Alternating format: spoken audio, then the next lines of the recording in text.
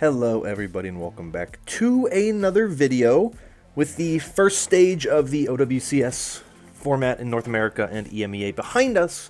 Today I wanted to take a little bit of time to talk about the things that I like and dislike about the current format, about the current system that's in place as we are approaching the second stage, which is kicking off here in a few days. So today I have 5 dislikes and 5 likes about the format. We're going to go back and forth, talk about something I don't like, and then talk about something that I do like, and so on and so on. You'll get the idea as we go. Let me know in the comment below your thoughts on anything I talk about today, where you agree with me, where you disagree with me, the things you like and dislike, all that type of stuff, and we'll talk about it as we go. So, let's go, and let's start with the first thing. I'm going to start with my first dislike, and I want everyone to know when I'm talking about these. I'm not trying to be overly critical and kind of hate on the OWCS. I think it is a format that has some strengths and some weaknesses, and I think there's a lot of things about it that are good and things about it that just are going to take some time to adjust to, and there's some things that I'm critical of and some things that I don't necessarily think work as well. And so there's obviously going to be comparisons between OWCS and the Overwatch League and all that type of stuff. So there's obviously a lot to get into, but just keep in mind that when we're talking about everything in kind of broad terms, I'm talking about there are things that I enjoy, obviously that I think maybe I didn't expect to like, and there's things that I see the way they're executing it, and I'm like, yeah, this is not a great thing. So the first thing I don't really like that much about what we've seen in the OWCS so far is the Swiss stage. Now, we did get some information that they are changing the Swiss stage a bit going into this next stage, where they're basically doing like an upper level Swiss stage. So any team that finishes 7-2 or higher going into will then play an extra day of games to really ensure that they get the best teams and that teams don't get left out for any particular reasons, which is a change they needed to make because the Swiss stage that we saw in Stage 1 just did not really feel great. The seeding didn't really make a lot of sense, in my opinion. They're changing that, of course, now that we have one tournament under our belts, but a lot of teams that probably should have made it didn't, especially in North America. It felt a little bit worse. In EMEA, there was that team Super Shy that didn't make it. A lot of people thought should have, and things like that. There's just that thing of just the way that everything worked with the Buchholz score and all that type of stuff. It didn't really feel like it worked the way you wanted it to. It felt like a lot of teams didn't have it was hard to gauge success, or some teams finished higher than others because they played a tougher schedule than the other team, and so the other team got a much easier route, and so they ended up higher in the standings when they weren't necessarily as good, and it's just hard to determine where things are in the Swiss stage when they had it the way it was in Stage 1, so I'm glad they're changing it. I'm glad they're making some changes to it, but I don't love the Swiss stage the way it was. Obviously, it's a necessary evil when you have that many teams, you have an open system, you have to do it, but I wish they would have just auto-qualified the top 4 teams from the main event. I think that would have been a good way to do it as well. Just, it feels like the Swiss stage is just a way to figure out who the teams are that are going to move on that aren't the ones that are already really, really good. So I would like to see that change, but oh well, it is what it is. In general, I like what they're doing more so for Stage 2, but in Stage 1, I just did not think the Swiss stage worked as well as it could have.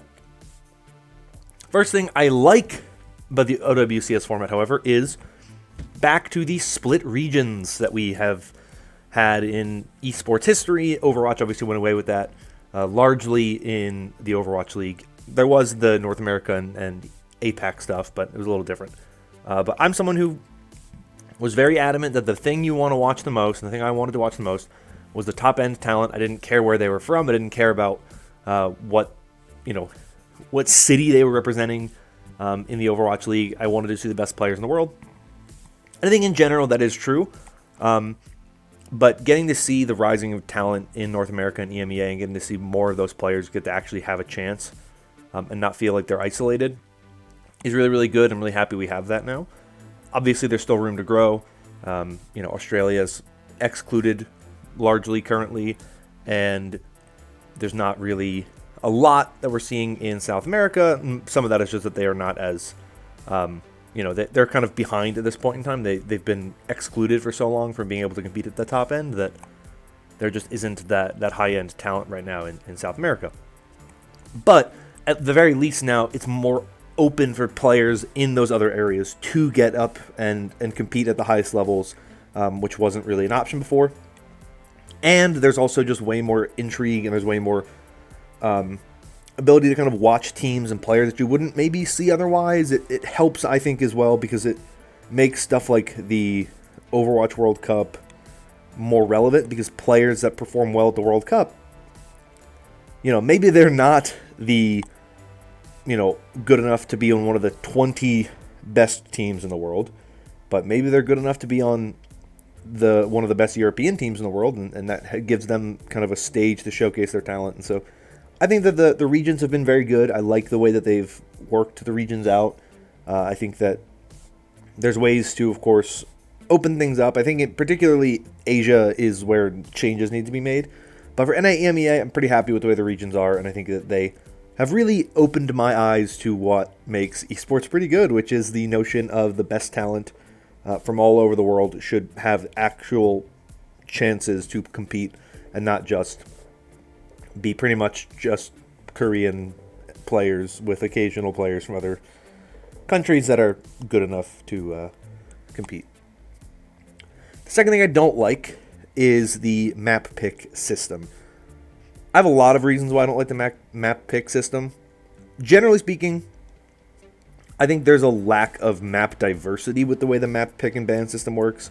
It's a lot of the same stuff over and over and over again. It's especially, in my opinion, it doesn't really make a lot of sense because of just like the lack of maps in certain map types, right? There's only 2 Flashpoint maps. There's only 3 push maps. And everyone's going to pick the same map almost every single time because, generally speaking, you benefit from playing the map that you play the most. And so it's just one of those things where you look around all of the regions, and it's people playing the same maps, generally speaking, the entire time. I much preferred the old kind of loser map pick system. I think it's better. I think it opens up more opportunity because the way things are now, right? Let's say the higher seeded team, or let's just say a team wins map 1 and it wasn't their map pick. Well, then they have their map pick already locked in from map 2. Very good chance they win that game. Well, that's why you end up with so many 2-0s and 3-0s, because map picks don't favor the team that's behind, which I think is how you make the games more competitive. There were so many one-sided games throughout all of the regions that I think would benefit from having map picks change. I just think that there was just not a lot of great competition as a result of some of the map picks. And the other reason why I don't like the map picks and ban system is because right now it's fine because there's only 5 map types. But we're about to have a 6th map type this year with Clash. Now, maybe Clash won't be available before the, by that time the OWCS is still ongoing. But when there's a 6th map type, what are you going to do? Right? Like, which map type isn't getting played? What map type is getting, like, skipped in the rotation? Like, to me, when you do it that way, it just doesn't really make a lot of sense. I think the way that they should do it, personally, I have an idea for how I would do it, which is that map 1 is always a control map. Someone picks the control map. Map 2, the losing team either picks hybrid or escort, and they get to pick which map they want to play. Map 3, you pick from either Clash, Flashpoint, or Push. Any of them, either you pick one of the modes and one of the maps. Map 4 comes around, you pick hybrid or escort, whichever one you didn't play before. And then map 5, once again, whichever one you didn't pick in Clash, Push, Flashpoint, you pick one of the modes left for map 5. And to me, that's the way it works better. I like that dynamic. I like the kind of keeping the more brawly style, kind of everyone's kind of fighting over the same points map types for 1, 3, and 5, and then the, kind of offense, defense ones for 2 and 4, right? Just kind of an idea that I have, but I just don't think the system in place now will work long term, and I'd rather see them go to a different system. So, map pick and ban system, not my favorite. Back to the more positive side, though.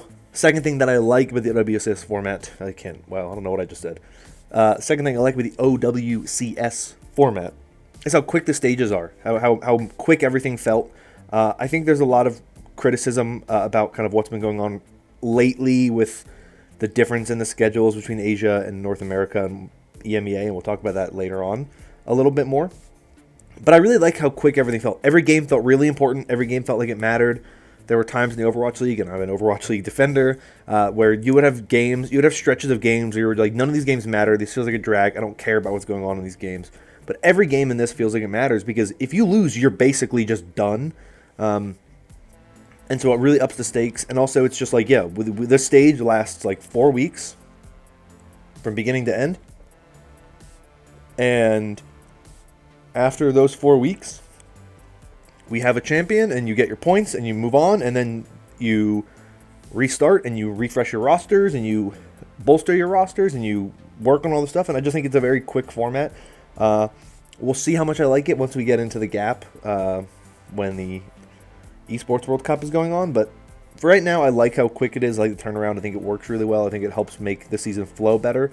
And for me as a viewer, it's way easier to follow, because it's just like, cool, I just have to watch for a couple weeks to figure out what happens, and we move on.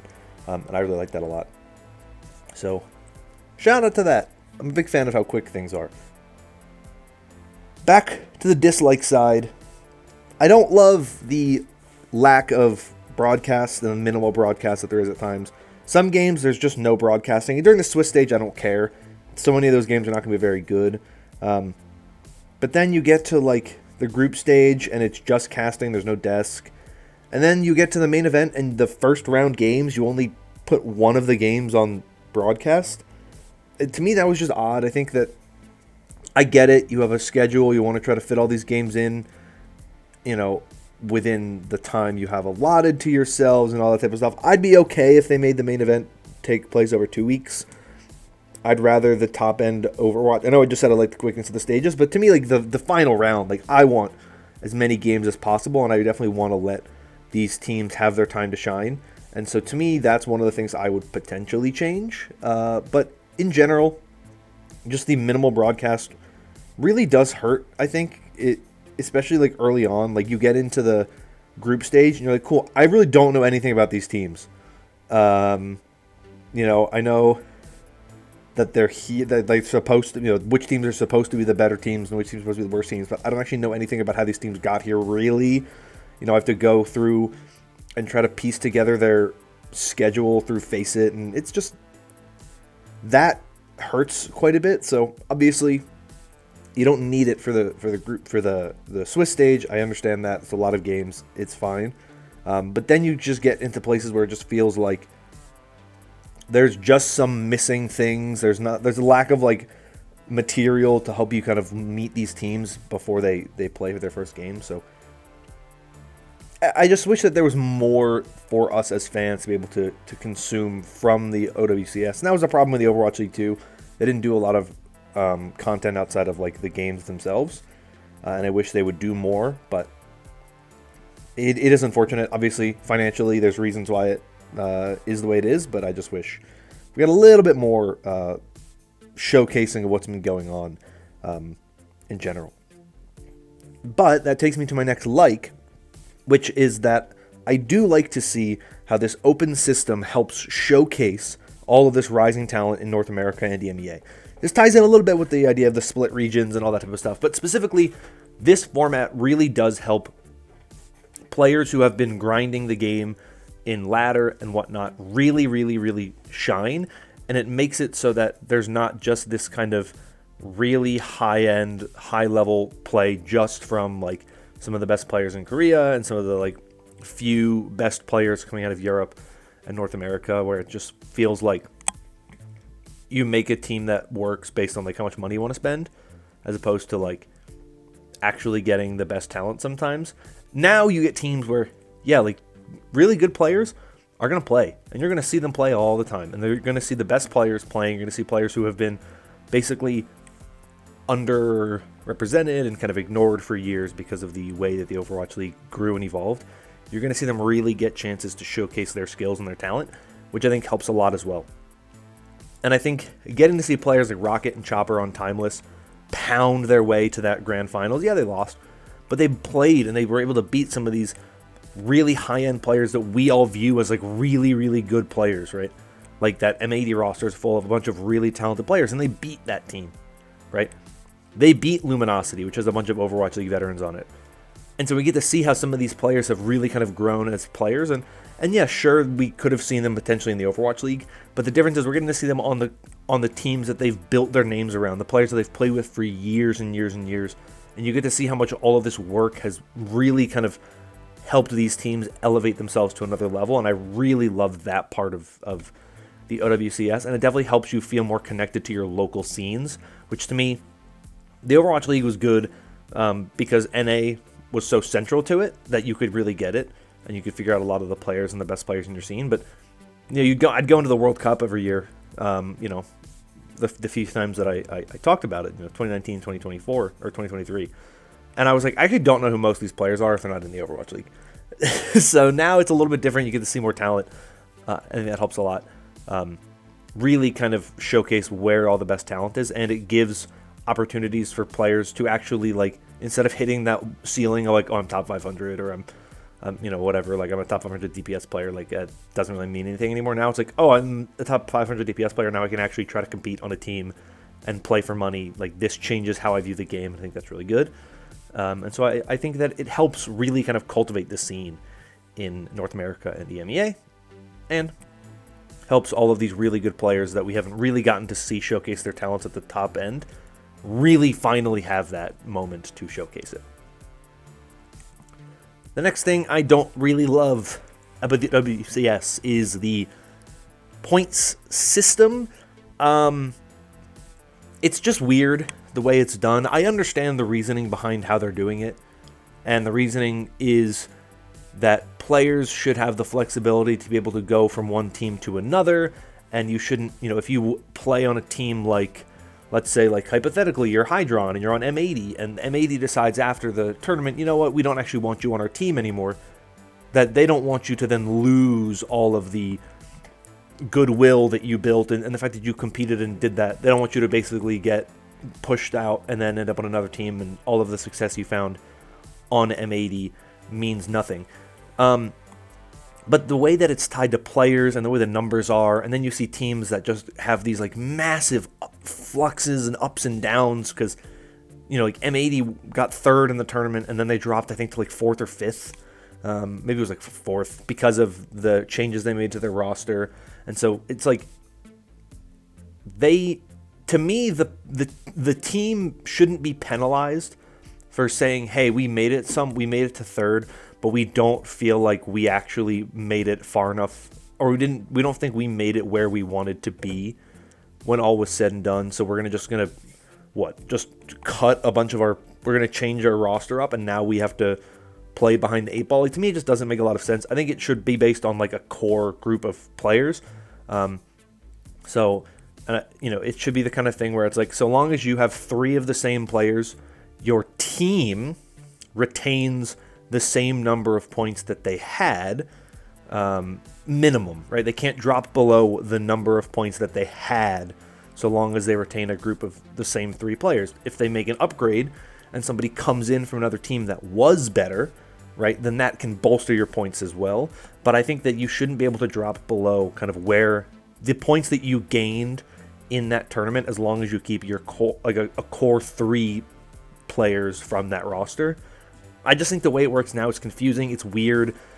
You're going to look at the tournament results and you're going to go, okay, M80 got third in the tournament, yet in points they're not third. Well, how did that happen? I just don't like the system. It's a little too... There's too many variables to it. There's too many confusing parts of it. It's one of those things the Overwatch League had a problem with as well, where they would basically be like, well, you qualify based on your games and the points you earn, but then also it's your winning percentage, but that winning percentage also includes tournament games, but we don't include those tournament games in your standings on the website, so you can't actually keep track of where teams are unless you have a full kind of spreadsheet that has, and it was just one of those things where you were like, what are you doing? you're making everything way more complicated than it needs to be. Everything is so bizarre, and none of this makes any sense.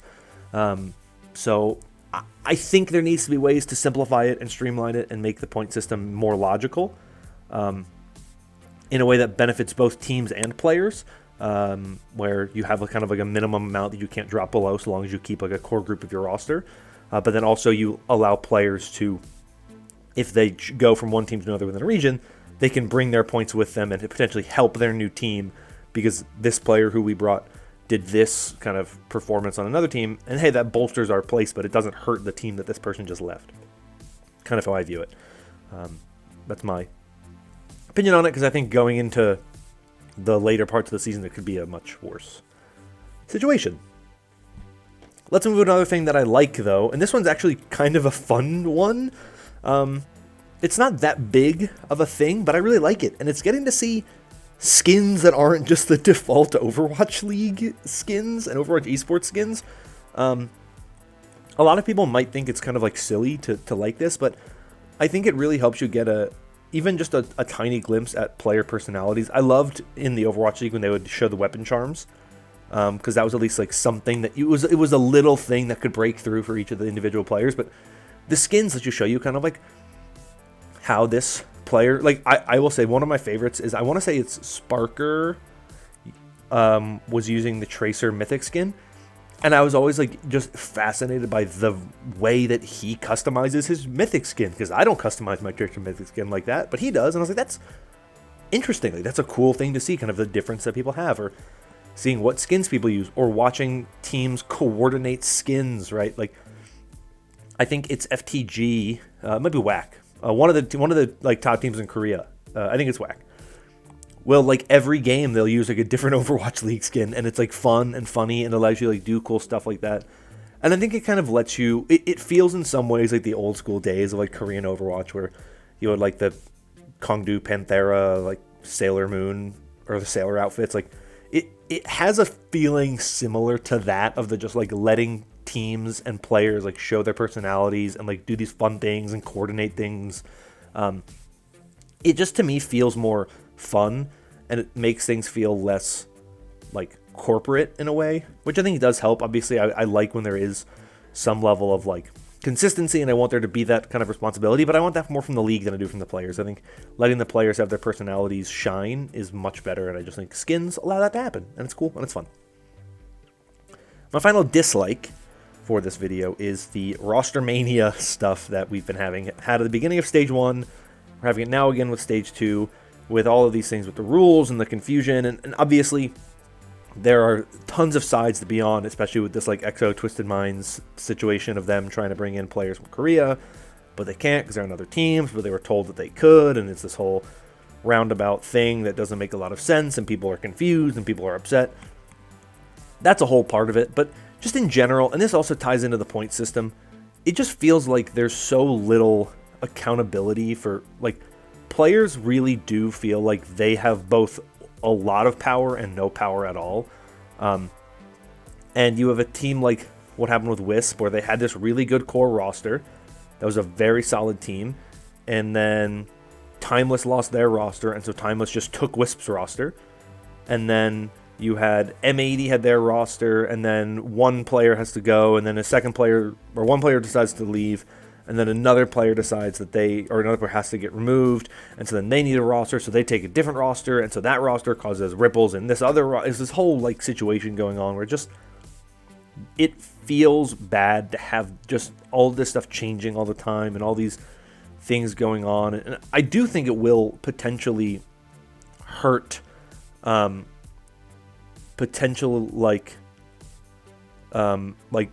There's a chance that some really good players end up off of teams or things like that, or just like these weird things where organizations decide, you know what, like this is so messy and convoluted, we don't want any part of this anymore, and they just don't join OWCS, which to me is bad. Like that's really, really bad, and that's the kind of thing that you shouldn't be pushing for and wanting to see happen. So I think there's a lot of reasons that things happen with roster mania, and obviously it comes down to the fact that like there are not these big organizations that have put in a lot of money. It's very loose, and a lot of teams and players are pretty young people who just kind of do whatever they want, and they go, you know what, I don't want to play in this team anymore, I want to go play this other person's team. But we're seeing players kind of get screwed out of like spots on rosters and stuff like that because of what's been going on. And it bothers me to see it. It's one of the problems with an open system. Obviously stuff like that happened to the Overwatch League too, but it was way different. The players were more protected. Organizations could buy players out of their contracts and stuff like that, but at least players ended up with money. But now it just doesn't happen. Like, you're going to compete, and then all of a sudden you just don't. You get kicked off a team, or you decide this team environment's bad, and so you leave, and you don't get another team. And there's just a lot of reasons why I don't love it. I think that is one of the things that I hope, as the esport grows a little bit more in its current format, that stuff gets more solidified, as hopefully more organizations invest back into the scene and choose to field teams. Maybe they'll actually be a little more consistent with the talent they have on their rosters. And the final thing in this video is my final like, and that is the Faceit integration. I actually think that what Faceit has been able to do, obviously there's problems with ESL and Faceit, and we can go into that in its own right, but what the Faceit team does and the amount of information you can get through the games, they have really cool stuff on their website for it, and just broadly as well for just the general Overwatch competitive ecosystem, not just for the pro scene, but even just like for casual players who want to play competitive or want to play in more tournaments or want to get better at the game. There's so much stuff you can do with it, and it allows for way more access to a much more competitive ecosystem, a more interesting ecosystem, as well as just having really cool stats and really interesting things going on that I think makes it easier for the team to really focus on kind of certain things, and handing this off to like the group that does stuff across tons of different esports titles and tons of different games, so that they have a lot more experience and it's a lot more kind of fluid. And I think it helps keep Faceit and the Overwatch ecosystem in this really good always open system, because even when the Overwatch stuff isn't going on, Faceit's still active, right? And so that helps create things in the downtime with other types of tournaments and events going on all the time, and I think that really does help quite a lot if you're a viewer or just a player who wants to get involved in like competitive things without having to just play the default competitive mode. I think it's really cool, and I think that's one of the things that Faceit does quite well. Not something I necessarily expected I would be a huge fan of, but I am, and that's always cool to see, and I'm glad that there's way more options now for both players and the fans getting the opportunity to kind of look at all this cool like data that they put on their website and all that type of stuff. You can check games and all that, like you can see like stats and stuff like that, which we had that in the Overwatch League, but now you get another kind of facet of it, which we lost it at the end of the Overwatch League. Now it's back, and I like it a lot. So there you go. This video ended up being a lot longer than I expected it to be, so if you watch this whole thing, you're a real one. Thank you so much. But that is going to be all for today. Thank you all for watching. If you enjoyed and want more like this in the future, consider liking and subscribing. Like I said at the beginning, anything you agree with me on, disagree with me on, whatever your own thoughts are, let me know in the comments down below. I'd love to have a nice conversation with all of you about all of this. But that's all for today. Thank you all once again. I hope you're all staying safe and staying healthy. And until next time, bye-bye.